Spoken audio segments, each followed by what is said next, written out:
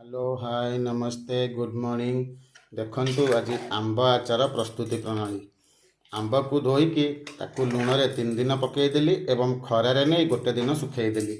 खरारे सुखई सारिबा परे गोटे पात्र रे मु धनिया जीरा कला जीरा धला सोरिष कला सोरिष कला जीरा मेथी सुखिला लंका इत्यादि को भाजीदेली एवं ताकू गुंड करदेली। फाइन पेस्ट करेंगे दरदरा खंड करेंगे।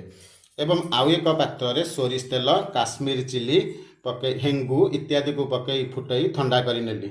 एवं आउ एक पात्र रे गुड़ को फुटई ताकू पूरा टाण पाग करेनि। गुड़ को फुटई की पानी मरला पर्यंत रखिनेली ठंडा करिकी।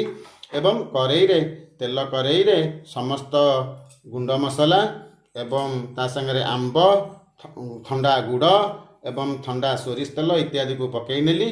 एवं हाफ कप भिनेगार एवं बीट लुण पकईदेली। देखो प्रस्तुत हो गला आंब आचार।